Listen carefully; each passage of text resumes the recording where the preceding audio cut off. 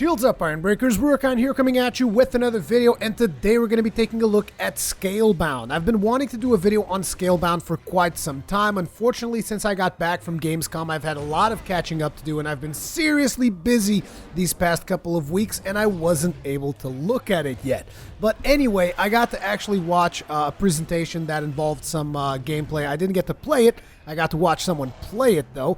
I've gotten a couple of notes that I took from that particular presentation that I would like to share with you guys. I've already done a video on this on TGN where I debated with Globku about Scalebound, which is very much the game that is making me and Globku want to buy an Xbox. So what is Scalebound all about? You guys might remember that I did a video on Scalebound like in 2013 or something. At the time I said, like, Scalebound, I'm super excited about this title. It looks like it would be the one title that I would care about on the Xbox. Turns out that happens not to be the case, because there's a couple of more titles that I'm interested in, but this title is just like the one that might just push me over the fence, essentially.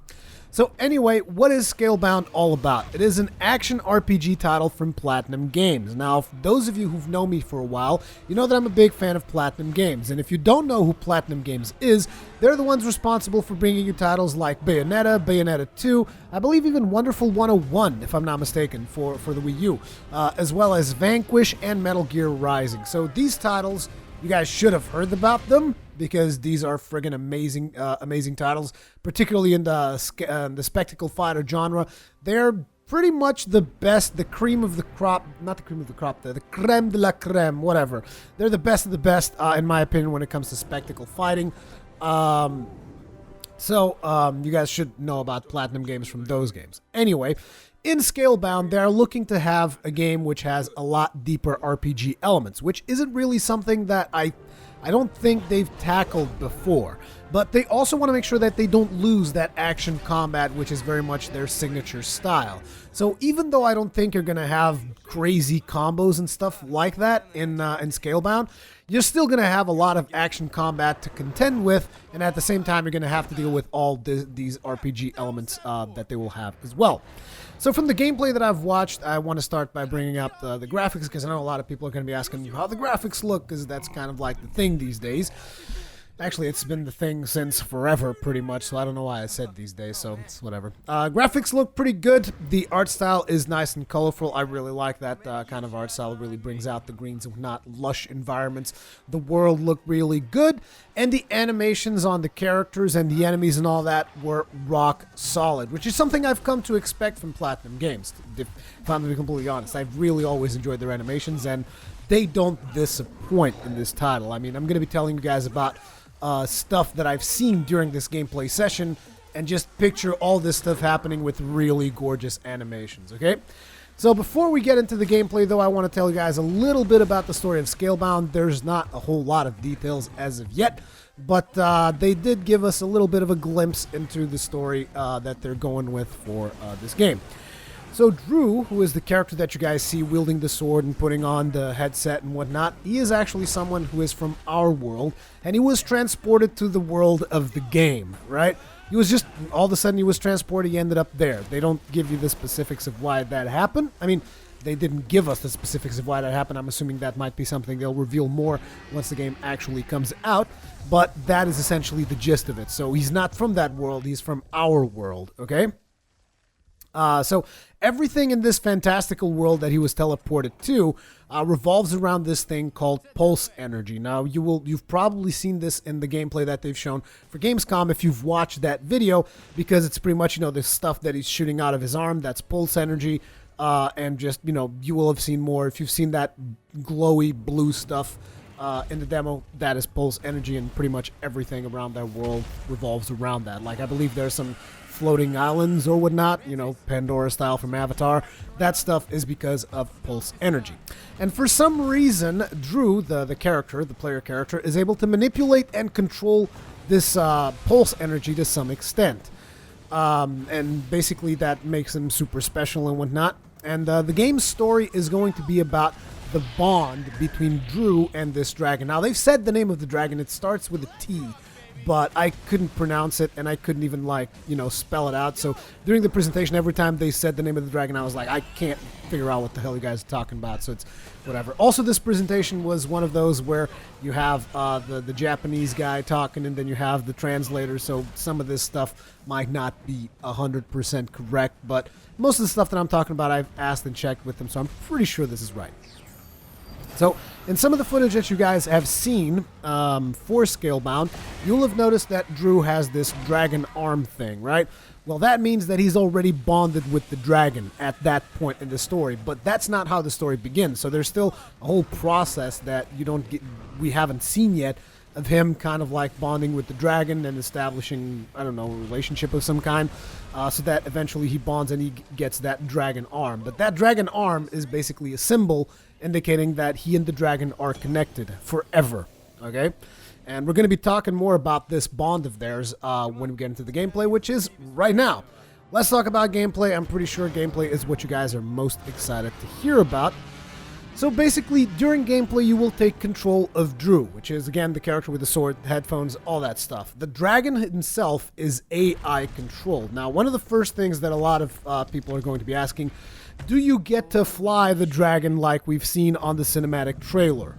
And I believe he's the game director. I'm sorry, I didn't note his name down, but he said yes, you will be able to fly the dragon at some point in the game, but we didn't get to see the character actually flying the dragon in our demo.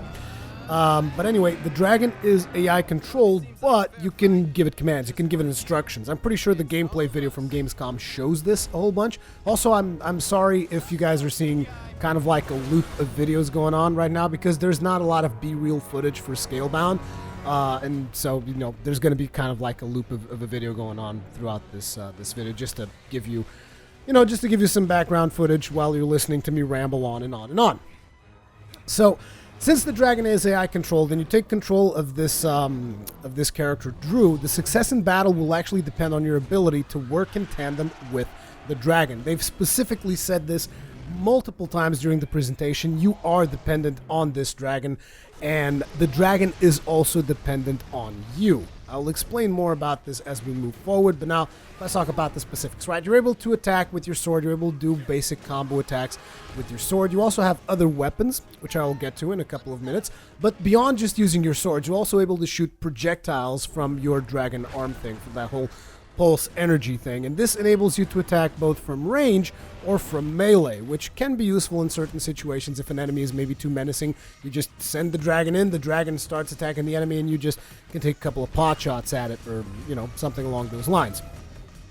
Now, you can also use certain items, like during the gameplay video, they've shown a stun mine, which Drew just grabs stun mine, throws it up against this monster that they're fighting, and then he detonates it with his arm, and that pretty much explodes, reveals a vulnerable point and whatnot, and just a whole bunch of stuff happens. These mines, you will be able to craft them, I believe.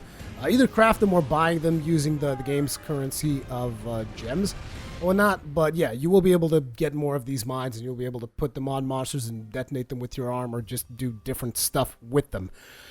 In the demo, I've also seen Drew using his dragon arm as a grappling hook. Now this, in my opinion, was really, really cool, because it was pretty much just like he threw this like laser type thing that worked like a grappling hook. It attached himself onto that beast that they were fighting. Then he pulled himself to it. He grappled onto it, like kind of Shadow of the Colossus style. And then he just started stabbing the dragon. That was pretty awesome. Just like devastating damage there, and I can see that thing being really cool for doing mobility based stuff when you're in a fight trying to jump onto a monster or whatnot, and I can see them do some really wicked action scenes. I mean, at the end of the day, this is Platinum Games. I've seen them do completely ridiculous things both in Bayonetta 2 as well as Vanquish. It's just, you just get completely insane stuff happening in their games, and I can't wait to see what they actually do with Scalebound.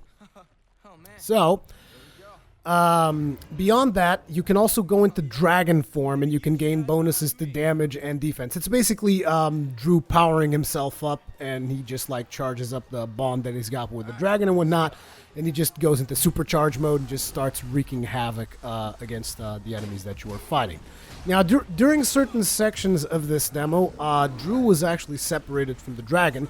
Now, luckily, we only fought, the guy who was playing only fought smaller enemies during those sections, but who knows what might happen. And even during those sections, you were able to tell the dragon, like, hey, shoot a fireball over here, and the dragon would just, like, you know, shoot a fireball at your enemies or something. However, this also meant that in situations like that, if you use the dragon to kill certain enemies, you actually don't get gems from the enemies because the dragon just like destroys and obliterates everything. So if you want to get gems, you might want to simmer the dragon down a little bit and just take care of the enemies yourself. Gems is very much the currency of the game. It is what you will use to purchase gear and upgrades and that kind of stuff. Drew can actually equip different kinds of weapons, even though we've only seen him use like sword and shield or whatnot. He's also able to use a spear and a two-handed greatsword. These are the items that I've personally seen. I'm assuming there will be more than that, but these are the only things that we have seen so far. I believe there's also a bow, right? Yeah, there was also a bow in the demo, so there's also a bow for the ranged attacks beyond just the dragon arm stuff. So, something that I thought was very interesting, though, and I specifically asked the question about this, which is, during the presentation, they were focusing on showing us tons and tons of customization for the dragon. So they were showing us, oh, you can put armor on it, you can change his skin, you can change his element, you can make the dragon look completely different. Like, they shown us different variations of what the dragon could look like, and these would look like completely different from one another. Like, if you're talking about, you know, let's say one of your friends is playing, you're playing, you both can have completely different dragons, which is good, because everybody knows that one of the things about RPGs that people enjoy is customizing their characters and whatnot. But I noticed that they were emphasizing the dragon a lot and not necessarily that much on the player character, so I specifically asked, so I saw a lot of customization for the dragon. What about Drew? What about the player character?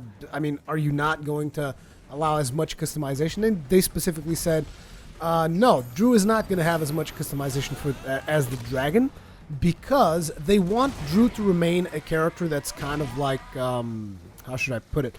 He's kind of a little bit more down to earth. He's not going to be someone who is all of a sudden going to start donning plate armor and becoming this beast of a character. They want Drew to be very much a character that is somewhat frail. I'm not sure if I'm using the right word here, because frail seems a little bit exaggerated, but they want Drew to need the dragon. Because, again, like I said during the story part, the whole point of this game is about the bond between Drew and the dragon himself. Therefore, they want Drew to need the dragon, and the dragon is going to need Drew as well, because that bond goes both ways. So if any of them dies, so does the other. So their bond is like they're bonded for life, him and the dragon. And if he dies, the dragon dies. If the dragon dies, then he dies as well. He's also able to heal the dragon in situations where the dragon might be about to die or something like that. But, yeah, basically they're dependent upon one another. They will die, they will succeed, or they will die depending on one another. So yeah, they did say that you will be able to change the clothing on Drew and whatnot, but they want him to remain a character. They want us to be able to identify Drew at all times as someone who came from our world, as opposed to your typical RPG character that just levels up, becomes a super mega badass, and doesn't need help from anyone. Drew will always need the help from the dragon, and that is by design. So again, you'll be able to customize him a little bit, you'll be able to change his weapon and whatnot, but you will never be able to achieve the levels of customization that you will on the dragon. Now, I'm assuming that when Drew goes into dragon form, this customization that you do on the dragon, like changing its skin and whatnot, will also be reflected upon dragon form, because if you guys have seen him in dragon form, he looks like he takes on the scales of the dragon and all that stuff. So hopefully that is something that transfers over to Drew as well once he get into his dragon form. Otherwise, it's not going to make a lot of sense if the dragon is, for instance, if you switch his element to ice, because you can do that, and the dragon kind of becomes more bluish and whatnot, and suddenly you go into, you know, dragon armor mode and your armor is green. So I'm assuming that is going to change to reflect the skin that you have on the dragon and all that stuff. And in terms of customization of the dragon, I know that I've mentioned it often in this video, but the only note that I really took, like I was trying to note down every single thing that they were saying that you could change on dragon, and I ended up just writing down ridiculous level of customization because there's just a ton of stuff that you can do with the dragon, and I find that pretty cool. As a matter of fact, I think that one of the mechanics is going to be you're going to be wanting to change elements and change stuff depending on the type of monsters that you're fighting. But again, I'm not 100% sure if this is going to be the case or not. Now, something that I know a lot of you guys are going to be wanting to know is about what about that multiplayer co-op? And all I can really tell you about that is that there is going to be 4-player co-op sections. They didn't go into further detail. Now, in our demo, this specific co-op section that they show was once they get to a dungeon. So there's going to be certain dungeons in the game which you will be able to, do co-op with your friends in those dungeons. But those dungeons are still soloable, so if you're the kind of player that just wants to, take everything on by yourself, that's fine, you can do it. But if you're the kind of player that likes engaging in multiplayer co-op, then you can have your friends meet you there and, just have a blast with that kind of stuff. Now, personally, I am super excited about Scalebound. I've been pretty much hyped about Scalebound for a while. I don't think it's news for anyone on my channel. But, yeah, it's looking pretty good. This is pretty much all the notes that I had, all the stuff that I saw while I was at Gamescom, and hopefully this will quench your curiosity for a while longer while we wait until the final release of this game. How about you, though? Let me know in the comment sections below. Are you guys excited about Scalebound? Is any of you considering purchasing an Xbox specifically for Scalebound? Let me know. Thank you very much for watching, and I'll see you guys in the next one.